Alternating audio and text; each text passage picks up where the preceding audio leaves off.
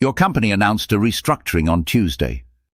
No one in your division has been told anything specific. The messages you get from co-workers all say the same thing in slightly different words. Have you heard anything?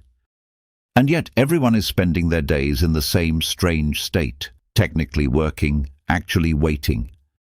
Doing the job while bracing for the possibility that the job will end. This is one of the most cognitively expensive states a human being can be in. There is an old piece of advice for exactly this situation. It is almost 2,000 years old. It comes from a former slave named Epictetus. Epictetus was born into slavery in the Roman Empire. He was freed as a young man, and he spent the rest of his life teaching a philosophy that was, above all, practical. He didn't care about metaphysics. He cared about how a human being could remain whole under circumstances they had no power to change. His students wrote down what he said, and the short version of his teaching has survived for 2 millennia. The Stoics called it the chief task. The chief task, Epictetus said, is to correctly distinguish what is yours from what is not yours. That's the entire work of a life, in his view. Everything else follows from getting this right. What is yours?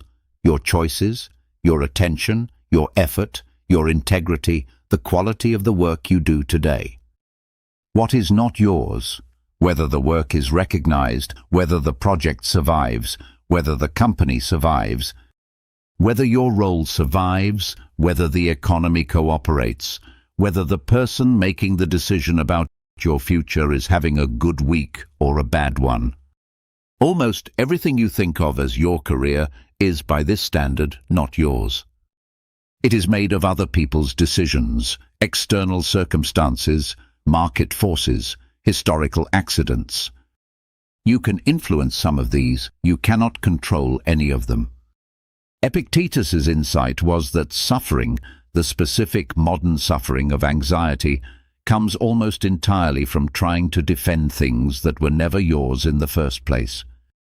The uncertainty doesn't hurt because the future is uncertain. The future has always been uncertain. It hurts because you have mistakenly taken ownership of outcomes you never actually owned. The chief task, then, is a kind of inventory. Every morning, you separate the 2 piles.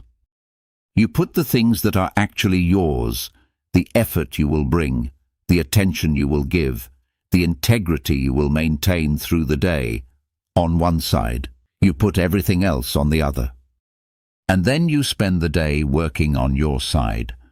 This is not resignation. This is not telling yourself that what happens doesn't matter. It matters.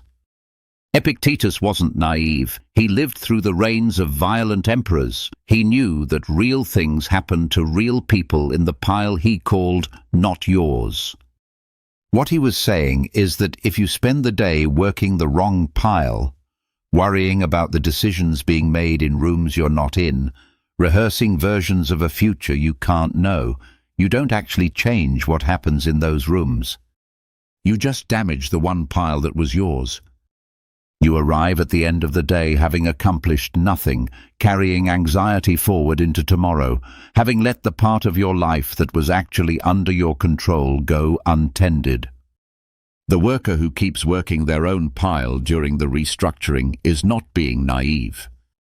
They are being strategic, in the deepest sense of the word. They are maintaining the only asset anyone is ever guaranteed to keep, the quality of their own conduct. The chief task doesn't make the uncertainty go away. It changes what the uncertainty is allowed to take from you. Everything in the other pile is already gone. The pile that is still yours is the one you have been given to tend. Tend it.